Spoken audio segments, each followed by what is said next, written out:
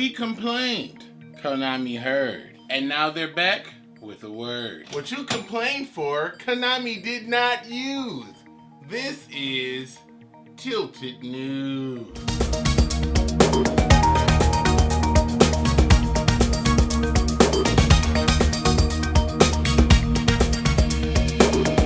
Konami has decided to finally lay down some solemn judgment on the meta and released a very interesting ban list. So for those with the attention spans of an Oguchi, I will explain to you very quickly what has changed.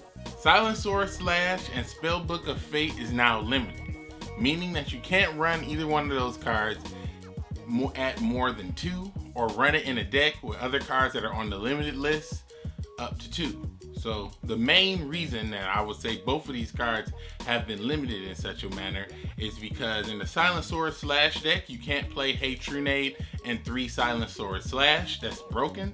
And in the Spellbook deck, you cannot play 3 Spellbook of Fate and 2 Treacherous Trap Hole or 1 Treacherous Trap Hole. Either one is highly effective, and as I always say, on the ladder, Spellbooks is one of the strongest decks out there. You do not have to be a rocket scientist to understand that on the ladder, it is one of the most dangerous decks. I don't care if you play someone else's tournament. I don't care if you have recreational games with your friends and Spellbooks never ever win. But I'm telling you right now, on ladder, Spellbook is one of the most frustrating decks to play against, because if you only play one monster, if your opening play is 1 card per turn or 1 monster, 1 back row, the Spellbook deck is strong enough to put a negate on board, to banish 1 card, and set up the back row to banish another. And if you play Treacherous Trap Hole, it gains too much advantage and your opponent just cannot recover. In a Spellbook deck, you have cards like Spellbook of Power that can boost the attack strength of the spellcasters, and of course the spellcaster that they're gonna boost is the Silent Magician. You don't even really need to play any other monsters. All you need to do is play the Sorcerer and Silent Magician, and that's typically enough. But there are some jokers out here that like to play Breaker inside of their Spellbook deck because, hey, Breaker has 19 attack and can destroy back row. More removal, why not? It's in a Spellbook deck. Spellbooks is one of the most cancerous decks you can get right now, and also it's a paid deck. So on top of it being a paid deck, it's one of the most powerful decks, and they're gonna be releasing more cards to boost it in the very near future. Also, there's cards that works with Gravekeepers, which are like Silent Magician, and you just don't want any type of Spellbooks in there. Even if you play Spellbooks in a deck with the Gravekeeper's Field Necro Valley, the Necro Valley can be removed by setting another field spell over it. So on your turn, let's just say you ran out of Spellbook of Fate plays, and you put up your Silent Magician, you have 1 Necro Valley in hand, just activate it to lock out your opponent for further play after you have burnt out all your Spellbook of Fate plays. And you've done that Spellbook of Fate 4 times because you can constantly recycle Spellbook of Fate, and for some reason your opponent is not dead. It's a cancerous deck. I'm glad they did something about it, especially putting Spellbook of Fate in the category where it belongs, acknowledging that it is as powerful as Hey Trunade, Enemy Controller, Treacherous Trap Hole. Good job on that, Konami. Now, the other thing that they did was put Amazoness Baby Tiger off of the list. Now, a lot of people don't get that or think that that's meh, but honestly, I feel like that is something that they kind of needed. Amazoness do struggle a little bit when I play against Amazoness. Normally, I'm always disgusted with Amazoness because they always seem to have everything on the first turn. However, when I actually used Amazoness, when I was playing the Amazoness Kokimaru deck, I realized that the Amazoness deck right now struggles to get 2 monsters on board, except for the battle phase when they have Amazoness Onslaught. And if your opponent doesn't activate their battle phase, you just can't put out that second monster, and sometimes you need to add that second monster ASAP to start to gain advantage. So they put Baby Tiger back to 3, I guess, and now you can use Baby Tiger in a situation where you can swarm the field a little easier. So now we have Baby Tiger, which is level 2, and then you also have the Amazoness Princess, which is level 3, and then you also have another low level Amazoness Assassin or Assailant or something like that. It's a level 3 monster as well, and that's pretty good. So at this point you have a lot of special summoning potential and a way to swarm the field, and if you get Queen on field, they can't die by battle, and if you're using an effect like Holy Guard with Taya, you can basically banish your opponent's whole field and not do any damage to yourself. Easy. Also, there's going to be changes to Cyber Dark Style, Harpy's Last Will, and Miracle Fusion Time. And because they're changing those effects to basically give them all some sort of a boost, that's fine too, because those effects aren't really being used and don't really have an impact on the meta. I think that that's fair, but I mean at this point it's kind of meh, because you're already playing a Harpy deck. If you got 4 Harpies in the grave, you can play Harpy's Feather Duster. What difference does that really make? If you're playing Harpies and you're being successful, then you are destroying your opponent's back row. But if you're playing Harpies and you have 4 Harpies in the grave and you haven't been able to destroy back row, now you get a Harpy's Feather Duster. What are you going to do after that? Play Harpy's Feather Duster and pass turn? It's just not viable, I don't think. They just don't have enough. The deck is too slow, and after the skill has been nerfed that Mai had that automatically put Harpy's Hunting Ground on the field, it's pretty much useless at this point. So rest in peace, Harpy's Last Will. We will forever miss you. Now there also has been a boost to skills that say, you know, if you take on 800 damage, you get this various effect.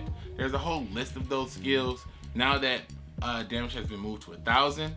So that's another pretty good increase, I guess. It kind of makes the move a little bit, I guess, less accessible. Let me see. If you had 1,000, that means you can do it 3 times versus 816 4 times. So I mean, I guess they gave it a little bit of a nerf.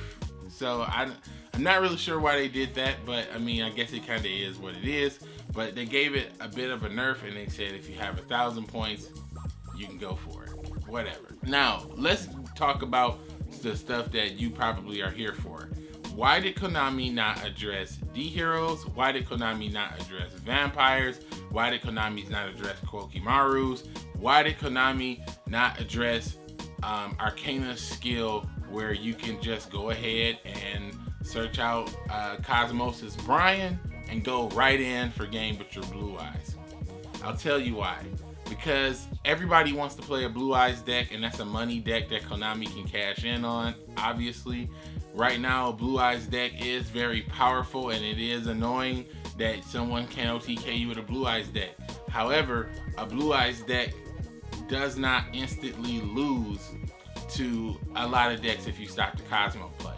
If you activate your Cosmo and throw a guy in the graveyard, you can still have a couple plays left, and the plays can be disrupted easily because they have cards like Paleozoic Canadia, Floodgate, etc. that can help you to fight back. Now, if they go first and they get all that on the board, well, hopefully you're playing something that can compete with that. Which leads me to the next thing, Kokimarus. Kokimarus are pretty strong because they are brand new at this point, and they can swarm the field and nuke everything. Konami's not gonna go ahead and ban or restrict or nuke something unless it's a real problem. Kokimarus is nothing like the combos of the past when you're talking about Woodland Sprite and Bamboo combo. Kokimarus are nothing like that. Kokimarus are just an OTK combo that basically plays every card in hand. It's all or nothing on that first turn, and if you can survive it, they lose. But the likelihood is you won't survive it.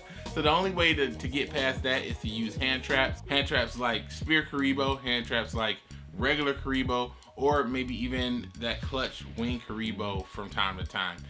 There's a few ways to get around it that you have to kind of play defensively because they can and will destroy every card on the field. So the situation with D-Heroes, they're not about to do anything but get stronger at this point. Selection Box coming out, and they also have Mass Change, which is making them even better. At this point, it's clear to you that Konami is not doing anything to D-Heroes to make a change. They already nerfed Vion so that you couldn't easily dump D-Hero cards into the grave so that you can fuel your draw. Since they nerfed Vion, that's pretty much it. That's all they're doing to that. That is a premium deck. You have to not only have purchased a structure deck, and nowadays not really, but you also have to go ahead and purchase the Mass Hero Anki at 3 and get 3 Mass Change. Now they're going to be releasing another hero monster that can special summon another hero card and has a bunch of other stupid effects. Honestly, they're not doing anything with D-Heroes. D-Heroes are going to get nothing but stronger at this point, and that's not going to change.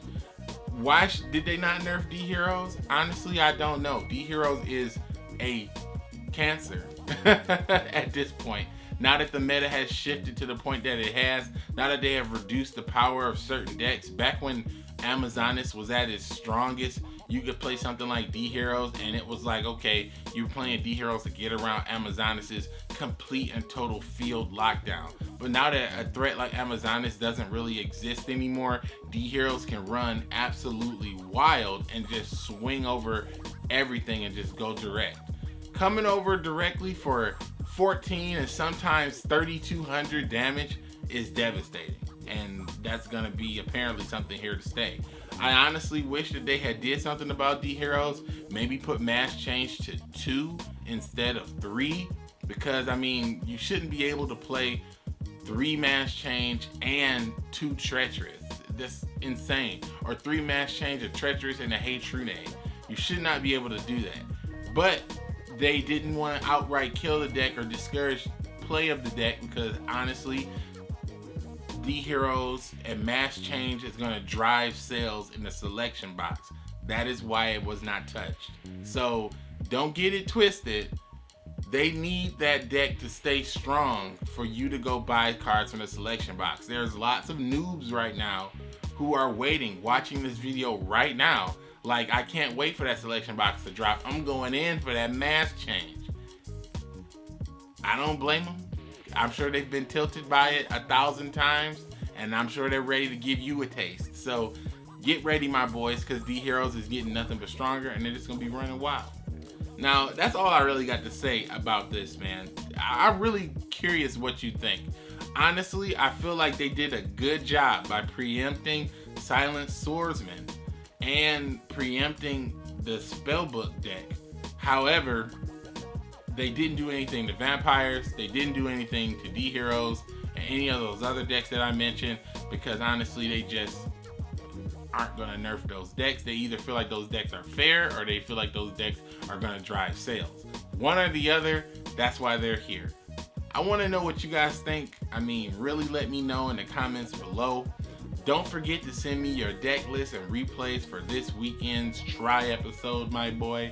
Reddit link in the description. But I'm getting out here for today, my boys. Later on, enjoy episode 2 of Legend of the Dragoon Let's Play. But until the next video, as always, keep it tilted.